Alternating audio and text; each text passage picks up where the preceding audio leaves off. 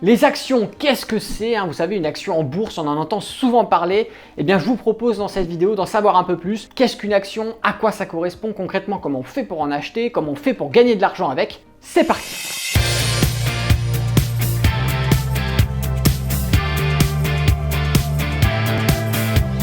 Bonjour à tous, c'est Alexandre, le trader indépendant, et dans cette vidéo, on va voir ensemble, eh bien, qu'est-ce que c'est qu'une action?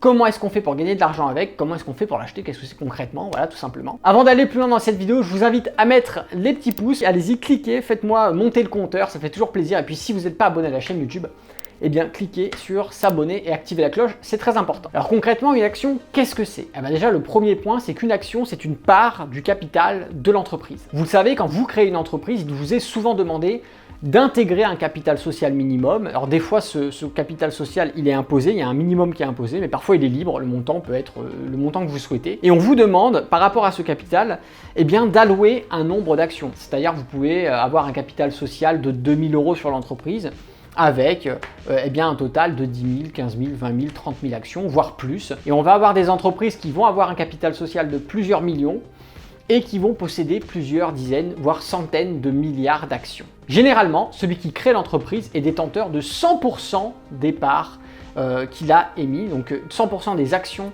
que contiendra son entreprise, et donc ça fera de lui le total décisionnaire, en plus d'être le directeur, mais le total décisionnaire de tout ce qui va se passer dans l'entreprise. Le deuxième point, c'est qu'une action peut être achetée ou vendue. Effectivement, il se peut que au lieu qu'une personne détienne toutes les actions d'une entreprise, par exemple demain vous créez une entreprise, vous pouvez décider de donner des actions, donc des parts de votre entreprise, à votre frère, à votre sœur, ou alors à un ami avec qui vous montez l'entreprise.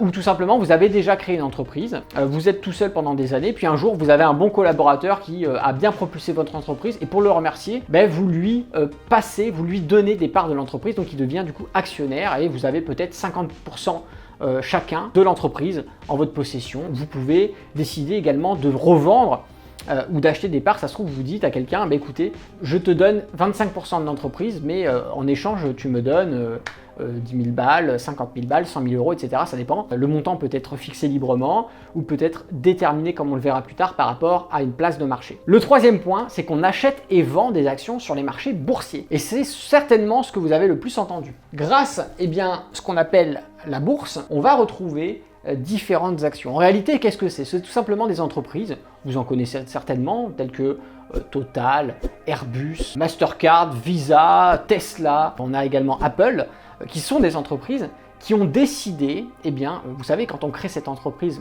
on détermine un nombre d'actions, qui ont décidé de mettre un certain nombre d'actions sur les marchés boursiers libres d'achat ou de vente entre les différents intervenants. Et donc, ce qu'on peut voir, c'est que si, admettons, on affiche une action, on va pouvoir voir l'évolution du prix d'une action, puisqu'en fonction de plusieurs paramètres différents, mais surtout en fonction de l'offre et la demande par rapport au titre qui va être échangé, cette action peut valoir plus ou moins cher d'un jour à l'autre, d'une heure à l'autre, d'une semaine à l'autre. Et donc, vous pouvez devenir actionnaire, c'est-à-dire acheter et devenir propriétaire d'actions d'une part d'une entreprise, d'une part du capital de l'entreprise, tout simplement en allant sur une place de marché qui vous est accessible via n'importe quel courtier. Des courtiers, il en existe des tas, et par l'intermédiaire de ce courtier, que vous ayez un PEA ou un compte titre, vous pouvez acheter ou vendre différentes actions en fonction de votre capacité d'achat, de votre portefeuille. Le quatrième point, c'est qu'on achète et on revend plus cher pour créer du profit. Et ça, c'est le but des traders ou même de ceux qui font de l'investissement long terme, c'est d'acheter une action,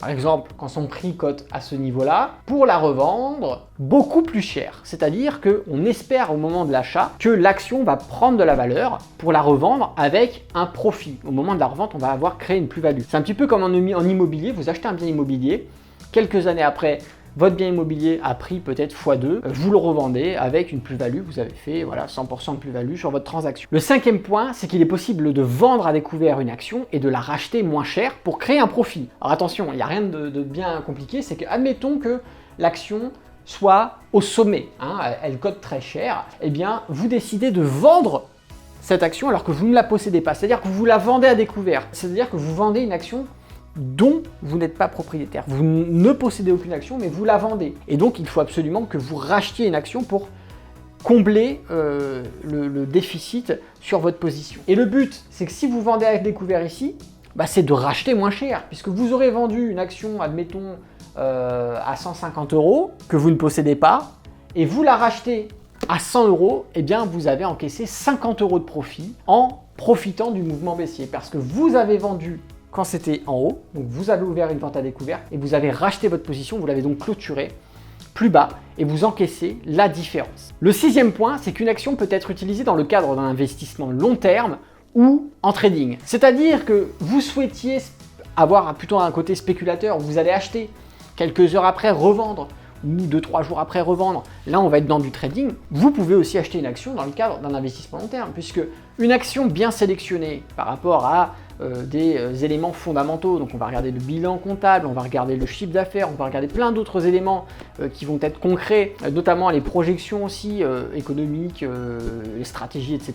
Il y a plein de choses à prendre en compte, mais quand vous achetez une action, vous pouvez très bien la conserver pendant 5 ans, 10 ans, 15 ans, 20 ans, plus de 30 ans même, avant de la revendre. Et au moment de la revente, eh bien, vous aurez profité d'une montée pendant plusieurs années, et au moment de la revente, vous allez faire un très gros profit. Alors on peut faire de l'investissement long terme avec une action, ou alors on peut également faire du trading, c'est-à-dire acheter, quelques minutes après revendre, ou alors quelques heures, etc., vendre à découvert, racheter, etc. Juste une chose à savoir, c'est que je vous ai parlé tout à l'heure de possibilité de générer des profits en vendant à découvert, c'est-à-dire que plus ça baisse, plus vous gagnez d'argent. Généralement, et c'est même pas généralement, c'est souvent, une vente à découverte s'effectue dans le cadre du trading, c'est-à-dire que des gens qui vont faire de l'investissement long terme ne vont pas faire de vente à découverte, on va tout simplement faire de l'achat et revendre plus haut pour générer des gains, tout simplement parce que sur le long terme, généralement, on a une croissance à partir du moment où on sélectionne bien les actifs boursiers. Voilà, maintenant vous savez ce que c'est qu'une action. Si le trading vous intéresse, eh bien vous souhaitiez apprendre à acheter, à vendre, en haut à droite s'ouvre une petite fiche, vous avez également le lien dans la description. Il s'agit d'une formation qui est totalement offerte et qui va vous permettre de savoir comment